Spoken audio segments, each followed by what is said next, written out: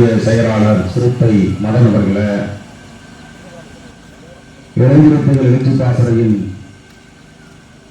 மாவட்ட செயலாளர் சிறுத்தை சிவா அவர்களே, மாவட்ட துணை செயலாளர் ரமேஷ் அவர்களே, இன்னொரு மாவட்ட துணை செயலாளர் சத்தியமூர்த்தி அவர்களே, இன்னொரு மாவட்ட துணை செயலாளர் ஆம்னி துரை அவர்களே, இந்த ஆர்ப்பாட்டத்தில் பங்கேற்று இதனை சிறப்பித்துக் கொண்டிருக்கக்கூடிய மகளிர் விடுதலை இயக்கத்தின் பவானிசாகர் ஒன்றிய செயலாளர் அல்லி அவர்களே, மகளிர் விடுதலை இயக்கத்தின் சத்தியமங்கலம் ஒன்றிய செயலாளர் முத்துலட்சுமி அவர்களே, இந்த ஆர்ப்பாட்டத்திற்காக நம்முடைய மாவட்ட செயலாளரோடு இருந்து கடந்த சில நாட்களாக இந்த வட்டாரத்தில் இந்த ஆர்ப்பாட்டத்திற்கான பணியை செய்து கொண்டிருந்த நீலகிரி மண்டல துறை செயலாளர் தம்பி மன்னரசன் அவர்களே,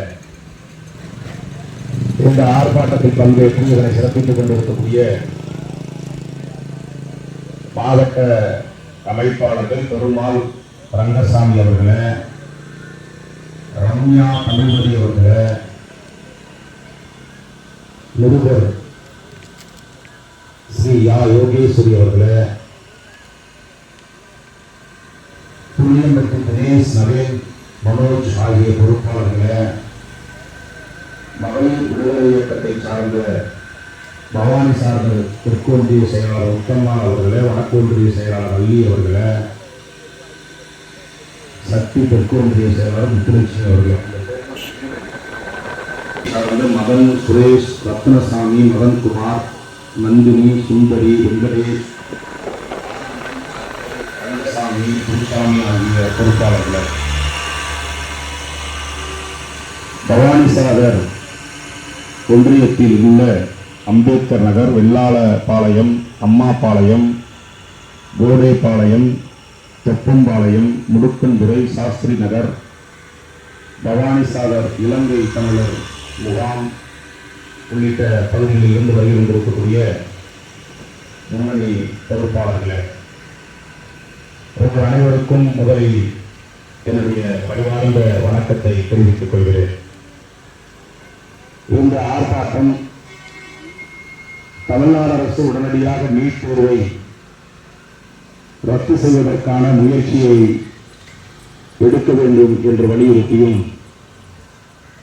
பவானிசாகர் ஒன்றியத்தில் இருக்கக்கூடிய அம்பேத்கர் நகர், வெள்ளாளபாளையம், அம்மாபாளையம், கோடேபாளையம், தொப்பம்பாளையம், முருகன்துறை, சாஸ்திரி நகர் ஆகிய பகுதிகளில் இருக்கக்கூடிய கடந்த வாரம் சத்தியமங்கலத்திலும் இன்று பவானிசாகரிலும் 10 நாள் இடைவெளியில் 2 ஆர்ப்பாட்டங்களை நடத்திய நம்முடைய மாவட்ட செயலாளர் தம்பி பொன் தம்பிராஜன் உள்ளிட்ட இந்த மாவட்டத்தில் இந்த ஆர்ப்பாட்டத்திற்காக பணியாற்றிய அத்துணை விடுதலை சிறுத்தைகளின் பொறுப்பாளர்களுக்கும் மீண்டும் என்னுடைய நெஞ்சார்ந்த நன்றியை, பாராட்டுதலை தெரிவித்துக் கொள்கின்றேன். நீட் தேர்வு ஏன் கூடாது? நீட் தேர்வை எதற்கு விடுதலை சிறுத்தைகள் கட்சி எதிர்த்து தொடர்ச்சியாக போராடி வருகிறது? இது மிக முக்கியமான ஒரு கேள்வி. தகுதி தேர்வு என்கின்ற அடிப்படையில் இந்திய ஒன்றிய அரசு இந்த நீட் தேர்வை நடத்தி வருகிறது. இந்த நீட் தேர்வு நடக்கக்கூடிய காலகட்டங்களில் ஒவ்வொரு ஆண்டும் தமிழ்நாட்டில் பள்ளி மாணவிகள் தற்கொலை செய்வது தொடர்கதையாய் இருந்து கொண்டிருக்கிறது. தங்கை அனிதா அவர்கள் தொட்டு இந்த ஆண்டு வரை ஏறத்தாழ 50க்கும் மேற்பட்ட பள்ளி மாணவிகள் இந்த நீட் தேர்வு என்கின்ற நடவடிக்கையால் தற்கொலைக்கு தூண்டப்பட்டு மரணமடைந்திருக்கிறார்கள் என்பதை யாராலும் மறுத்துவிட முடியாது. இந்த நீட் தேர்வு எதற்காக கொண்டு வந்திருக்கிறார்கள் என்கின்ற விழிப்புணர்வை மக்களிடம் ஏற்படுத்த வேண்டியது விடுதலை சிறுத்தைகளின் கடமை. 12ஆம் வகுப்பு தேர்வில் அறிவியல் பாடத்தில் அதிக மதிப்பெண்கள் பெறக்கூடிய மாணவர்களுக்கும் மாணவிகளுக்கும் மருத்துவம் படிப்பதற்கான வாய்ப்பு இந்த நீட் தேர்வு வருவதற்கு முன்னால் இருந்தது. யார் அதிக மதிப்பெண்கள் பெறுகிறார்களோ 12ஆம் வகுப்பு பொதுத் தேர்வில் அறிவியல் பாடப்பிரிவில் யார் அதிகமான மதிப்பெண்களை பெறுகிறார்களோ அவர்கள் மருத்துவராக முடியும் என்பது இந்த நீட் தேர்வுக்கு முன்னால் இருந்த மருத்துவம் படிக்கக்கூடிய மாணவ மாணவியர்களுக்கான ஒரு தகுதியாக நிர்ணயிக்கப்பட்டிருந்தது. இந்த நீட் தேர்வு வந்த பிறகு 12ஆம் வகுப்பில் என்ன மார்க் எடுத்திருந்தாலும் அதை பற்றி அவர்களுக்கு கவலை கிடையாது. அதில் நீ பார்டர் அளவிலே தேர்ச்சி பெற்றிருந்தாலும் அதை பற்றி அவர்களுக்கு கவலை கிடையாது. இந்த நீட் தேர்வில் நீ அதிக மதிப்பெண்கள் பெற வேண்டும். இது இந்திய ஒன்றிய அரசு அகில இந்திய அளவில் இருக்கக்கூடிய பள்ளி மாணவ மாணவியர்களுக்கு அவர்கள் கொண்டு வந்திருக்கக்கூடிய கூடுதல் நெருக்கடி என்பதை தாண்டி இதில் மிகப்பெரிய சதி அடங்கியிருக்கிறது என்பதுதான் மிக மிக முக்கியமானது. நீட் தேர்வு என்பது NEET என்று அதை சுருக்கமாக சொல்கிறார்கள். N என்றால் தேசிய அளவில் நேஷனாலிட்டி, E என்றால் எஜுகேஷன், இன்னொரு E வந்து என்ட்ரன்ஸ், T என்பதற்கு டெஸ்ட். தேசிய அளவில் கல்வி பயின்று நுழைவதற்கான ஒரு தேர்வு முறை என்று இது சொல்லப்படுகிறது. இதில் எந்த இடத்திலும் மருத்துவத்திற்கான கல்வி என்பது பதிவு செய்யப்படவே இல்லை. நீட் என்பது தேசிய அளவில் கல்வி பயின்று நுழைவதற்கான ஒரு தகுதி தேர்வு என்று சொல்லப்படுகிறது. எந்த இடத்திலும் மெடிக்கல் என்றோ அல்லது மருத்துவம் என்றோ இது கிடையாது. அப்படி என்றால் இது மருத்துவத்திற்கான மட்டும் தகுதி தேர்வு கிடையாது. வரக்கூடிய காலங்களில் நீ பொறியியல் படிக்க வேண்டும் என்றாலும் அல்லது கலை அல்லது அறிவியல் படிக்க வேண்டும் என்றாலும் அனைத்திற்கும் இந்த நீட் என்கின்ற நடைமுறையை திணிப்பதற்கான ஒரு முயற்சியை இந்திய ஒன்றிய அரசு நம் மீது திணிக்கிறது. அகில இந்திய அளவில் பிற மாநிலங்களை விட அதிகமாக மருத்துவக் கல்லூரி இருக்கக்கூடிய மாநிலம் தமிழ்நாடு.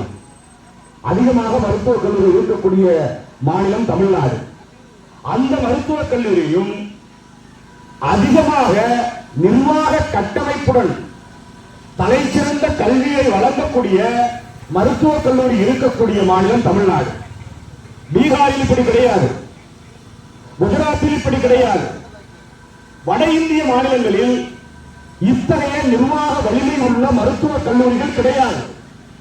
தமிழ்நாட்டில் இருக்கக்கூடிய மருத்துவக் கல்லூரி தமிழர்களுடைய வரிப்பணத்தால், ஒவ்வொரு தமிழ் குடும்பத்தை சார்ந்தவர்களுடைய வரிப்பணத்தால் கட்டி எழுப்பப்பட்டு நிர்வாக வசதியோடு இயங்கக்கூடிய மருத்துவக் கல்லூரிகள்.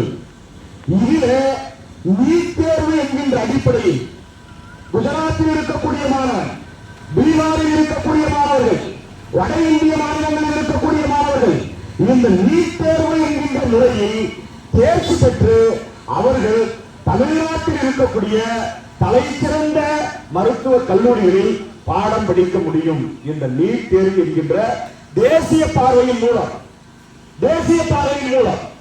இதைத்தான் மாநில உரிமையை பேசக்கூடிய இயக்கங்கள், விடுதலை சிறுத்தைகள் உள்ளிட்ட மாநில உரிமையை பேசக்கூடிய இயக்கங்கள் இதை எதிர்ப்பு தெரிவித்து போராடி வருகிறது. மாநிலத்திற்கு ஒரு உரிமை இருக்கிறது.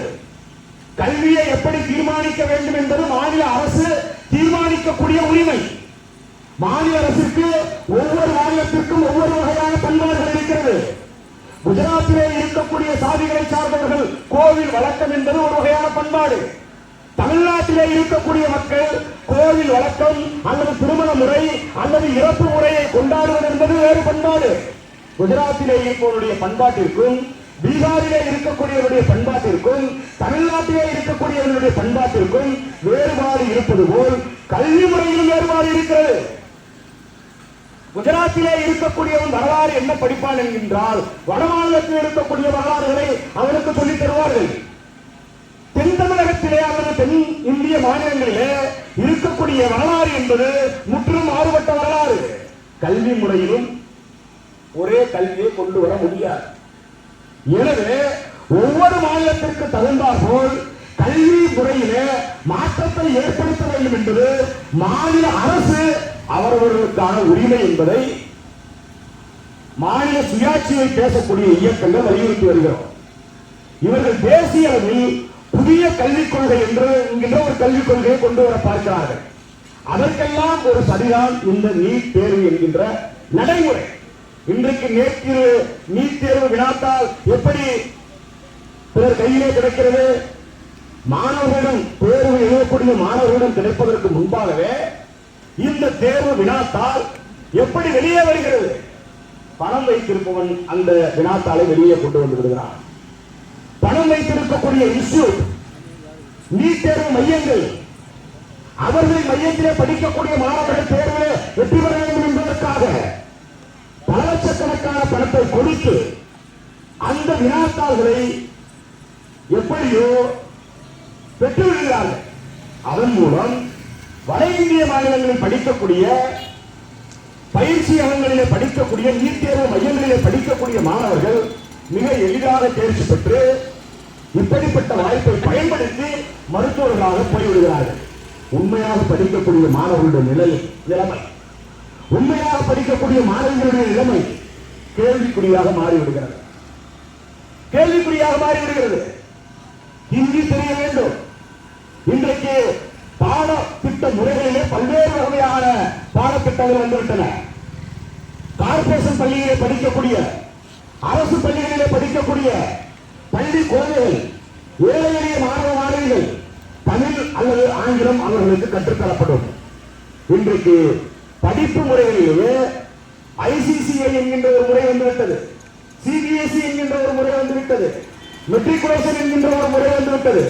இதையெல்லாம் படிப்பவர்கள் அகில இந்திய தேர்வுகளில் எளிதாக வெற்றி பெற முடியும். சாதாரண அரசு பள்ளிகளில் படிக்கக்கூடிய ஏழை எளிய மாணவர்கள், கிராமத்து பிள்ளைகள், கிராமங்களிலிருந்து பல கிலோமீட்டர் நடந்து வந்து பள்ளிக்கு சென்று படிக்கக்கூடிய அரசு பள்ளியிலே படிக்கக்கூடிய மாணவ மாணவிகள் இந்த நீட் தேர்வில் எப்படி வெற்றி பெற முடியும்? அதனால் இந்த நீட் தேர்வு என்கின்ற முறை மாநில கல்வி முறைக்கு எதிரானது, மாநில சுயாட்சிக்கு எதிரானது, ஏழை எளிய மக்களுக்கு எதிரானது, அரசு பள்ளிகளில் படிக்கக்கூடிய மாணவ மாணவிகளுக்கு எதிரானது, கார்பரேஷன் பள்ளிகளில் படிக்கக்கூடிய ஏழை குழந்தைகளுக்கு எதிரானது. எனவே இந்த நீட் தேர்வை ரத்து செய்ய வேண்டும் என்று விடுதலை சிறுத்தைகள் கட்சி பவானி சாகரில் போராடி கொண்டிருக்கிறது. யாருக்காக போராடுகிறது என்றால் ஏழை எளிய குழந்தைகளுக்காக போராடி கொண்டிருக்கிறார், அன்றாடம் காட்சிகளுக்காக போராடி கொண்டிருக்கிறார். இதை வெகுமக்களிடம் எடுத்துச் சொல்வதற்குத்தான் இப்படிப்பட்ட ஆர்ப்பாட்டங்களை நாம் நடத்தி வருகிறோம். இப்படிப்பட்ட கண்டன போராட்டங்களை நாம் நடத்தி வருகிறோம். கடந்த அரசு ஆட்சியிலே இருந்தபோது, திராவிட முன்னேற்ற கழக ஆட்சியிலே இருந்தபோது விடுதலை சிறுத்தைகள் அந்த கூட்டணியிலே இருந்தோம். அவர்கள் நீட் தேர்வை ரத்து செய்வோம் என்கின்ற ஒரு உத்தரவாதத்தை கொடுத்துதான் ஆட்சி கட்சியில் அமர்ந்தார்கள். அவர்களால் இயன்ற அளவிற்கு தமிழ்நாடு சட்டப்பேரவையில் அனைத்து கட்சிகளின் பேராதரவோடு ஒரு மசோதாவை கொண்டு வந்தார்கள். நீட் தேர்வை நீக்க வேண்டும் என்கின்ற ஒரு மசோதா. சட்டமாக வருவதற்கு முன்னால் ஒரு மசோதாவை தான் சட்டமன்றம் போட முடியும். அதன் பிறகுதான் அது சட்டமாகும். மசோதாவை ஆளுநருக்கு அனுப்பி வைத்தார்கள். தமிழ்நாட்டிலே இருக்கக்கூடிய ஆளுநர் அந்த மசோதாவை மத்திய அரசிற்கு அனுப்பாமல் அல்லது குடியரசுத் தலைவருக்கு அனுப்பாமல் அதை கிடப்பிலே போட்டுவிட்டார். தமிழ்நாட்டினுடைய வரிப்பணத்தில் இருக்கக்கூடிய தமிழக ஆளுநர் தமிழ்நாடு சட்டப்பேரவை இந்த நீட் தேர்வு கூடாது என்கின்ற மசோதாவை போடுகிறது. தமிழ்நாட்டில் இருக்கக்கூடிய மக்கள் அனைவரும் வாக்களித்து 234 சட்டமன்ற உறுப்பினர்களை சட்டமன்றத்துக்கு அனுப்பியிருக்கின்றோம். 234 சட்டமன்ற உறுப்பினர்களில் 200க்கு மேற்பட்ட சட்டமன்ற உறுப்பினர்கள் அதை ஆதரித்து அந்த மசோதாவை வெற்றி பெற வைத்து ஆளுநருக்கு அனுப்புகிறார்கள். ஆளுநர் அதை குடியரசுத் தலைவருக்கு அனுப்பாமல் கிடப்பில் போட்டார். தமிழ்நாட்டில் இருக்கக்கூடிய தலைவர்கள், குறிப்பாக விடுதலை சிறுத்தைகள் கட்சியின் தலைவர் திருமாவளவன் உள்ளிட்ட இடதுசாரி அமைப்புகளை சார்ந்த தலைவர்கள் குடியரசுத் தலைவர் நேரடியாக சந்தித்து இதற்கென முறையிட்டார்கள். உள்துறை அமைச்சர் அமித்ஷா அவர்களை ஒரு முறைக்கு 2 முறை நேரடியாக போய் சந்திக்க சென்று அவர் சந்திக்க முடியாது என்று அதற்கான வாய்ப்பை உருவாக்காமல் தொடர் போராட்டத்தின் மூலம் மீண்டும் சட்டப்பேரவையிலே 110 விதிகளின் அடிப்படையில் இந்த மசோதாவை ஆளுநர் குடியரசுத் தலைவருக்கு அனுப்ப மாட்டார்கள் என்கின்ற ஒரு கண்டன தீர்மானத்தை நிறைவேற்றிய பிறகு உள்துறை அமைச்சரும் மத்திய அமைச்சர்களும் இது குறித்து தமிழ்நாடு தலைவர்களை சந்திப்பதற்கு அவர்கள் ஒப்புதல் வழங்கினார்கள்.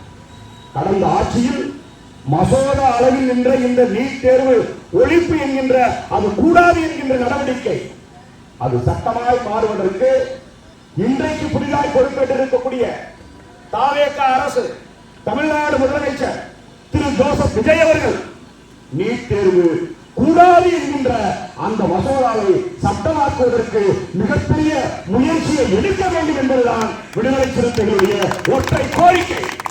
இது மக்களுக்கான கோரிக்கை, ஏழை எளிய மாணவ மாணவிகளுக்கான கோரிக்கை. மருத்துவம் படிப்பதோடு மட்டும் இது நின்று விடாது.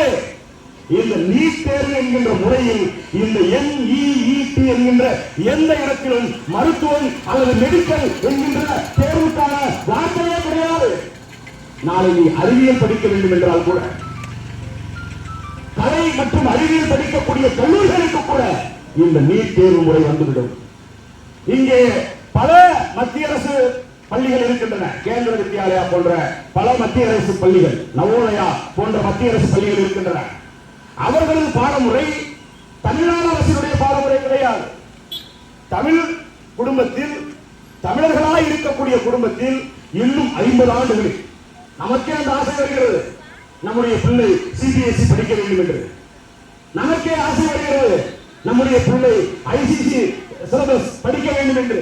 இதுவெல்லாம் எதற்காக என்றால், மத்திய அரசு புதிய கல்விக் கொள்கை என்கின்ற ஒரு முறையை பள்ளி மாணவ மாணவிகளின் பிஞ்சு உள்ளத்திலேயே விதைப்பதற்கு தயாராகிவிட்டார்கள்.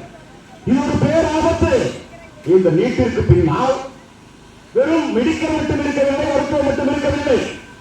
நவோதயா கல்வி முறைக்கு பின்னால் வெறும் ஹிந்தியோ அல்லது ஆங்கிலமோ மட்டும் இருக்கவில்லை. கேந்திர வித்யாலயா என்கின்ற பள்ளி நடைமுறை அந்த பாடத்திட்டத்திற்கு பின்னால் வெறும் ஹிந்தியோ ஆங்கிலமோ இல்லை. நம்முடைய வாழ்க்கை முறையை சிதைப்பதற்கான, தமிழர்களுக்கான வாழ்க்கை முறையை சிதைப்பதற்கான பாடத்திட்டங்கள் அதிலே குவிந்து கிடக்கின்றன. தமிழ் குடும்பத்திலே பிறந்த, தமிழனாய் பிறந்த இந்த புதிய கல்விக் கொள்கை என்கின்ற முறையில் இத்தகைய படையெடுப்பு நமக்கு கண்ணுக்கு தெரியாமல் நடந்து கொண்டிருக்கிறது. ஹிந்தியை திணிக்கிறோம் என்றால் உடனடியாக தமிழ்நாட்டில் இருக்கக்கூடிய பல கட்சிகள் போராட்டம் நடத்தும், ஹிந்தி எதிர்ப்பை எதிர்த்து. ஆனால் புதிய கல்விக் கொள்கையை எதிர்த்து, இப்படிப்பட்ட பாடத்திட்ட முறைகளை எதிர்த்து மிக அமைதியான முறையில் நம்முடைய வீட்டில் நமக்கு தெரியாமலேயே இங்கே ஹிந்தி நுழைகிறது, நமக்கு தெரியாமலேயே கணவர்களுடைய ஆதிக்கம் நுழைகிறது, நமக்கு தெரியாமலேயே நம்முடைய பிள்ளைகளின் படிப்பு 10ஆம் வகுப்பிலேயோ அல்லது 12ஆம் வகுப்பிலேயோ அது நாசமாய் போகிறது. இந்த கவலை மற்றவர்களுக்கு இருக்கிறதோ இல்லையோ, விடுதலை சிறுத்தைகளுக்கு இருக்கிறது என்பதனால் தான் எங்களுக்கு ஏராளமான பிரச்சனைகள் இருக்கின்றன. சுடுகாட்டிற்கு பாதை இல்லை, குடியிருப்பதற்கு மனைப்பட்டா கிடையாது, ஒழுங்கான குடிநீர் வசதி கிடையாது. அம்பேத்கர் நகர், வெள்ளாளபாளையம், அம்மாபாளையம், கோடைபாளையம், தொப்பம்பாளையம் மற்றும் முடுக்கன்துறை உள்ளிட்ட அருந்ததியர் மக்கள் வாழும் கிராமங்களில் இலவச வீட்டுமனை பட்டா கிடையாது, ஒழுங்கான கழிப்பறை வசதி கிடையாது, சமுதாய குளம் கிடையாது, சுடுகாடு கிடையாது. இதற்கெல்லாம் போராட வேண்டிய, எளிய மக்களுக்காக குரல் எழுப்ப வேண்டிய விடுதலை சிறுத்தைகள் கட்சி ஒட்டுமொத்த தமிழ்நாட்டில் இருக்கக்கூடிய மாணவ மாணவிகளின் நலன்களில் அக்கறை செலுத்துவதனால் நீட் தேர்வு வேண்டாம் என்று போராடுகிறோம், நீட் தேர்வு கூடாது என்று வாதாடுகிறோம். அதற்காக காலையிலிருந்து இந்த நேரம் வரை போராடி கொண்டிருக்கிறோம் என்றால் எதற்காக? எந்த வகையிலும் தமிழ்நாட்டில் தமிழக பள்ளி குழந்தைகள் படிப்பிலே வீணாகிவிடக் கூடாது. படிப்பு என்பது ஒன்று மட்டும்தான், கல்வி என்பது ஒன்று மட்டும்தான் நம்மை அடுத்த கட்டத்திற்கு நடத்தக்கூடிய மிகப்பெரிய ஆயுதம், மிகப்பெரிய ஆயுதம்.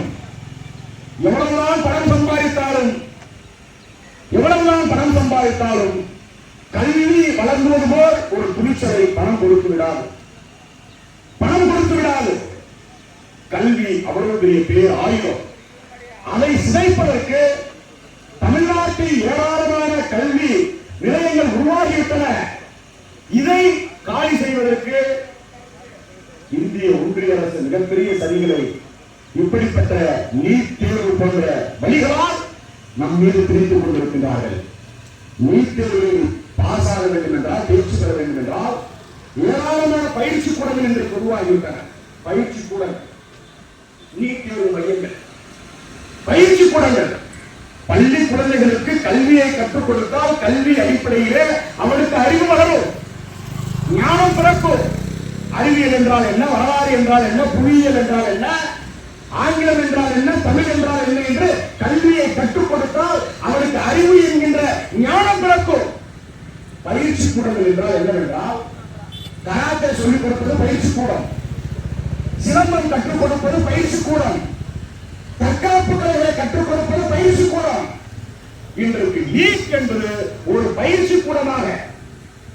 நீட் தேர்வு முறை என்றால் ஒரு கேள்வியை கேட்பார்கள், அதற்கு 4 பதில் இருக்கும்.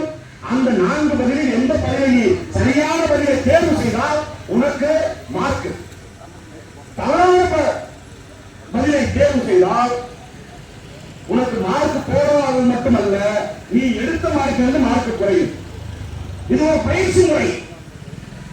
பாடத்தை கற்றுக் கொடுத்தால், கல்வியை கற்றுக் கொடுத்தால் அறிவு வளர வேண்டும் என்பது பள்ளியிலே நடக்கக்கூடிய பாடமுறை. நீட் தேர்வு மையங்கள் என்பது பயிற்சி முறை. பயிற்சி முறையால் உனக்கு அறிவு வளராது, பயிற்சி முறையால் உனக்கு ஞானம் பிறக்காது, பயிற்சி முறையால் நீ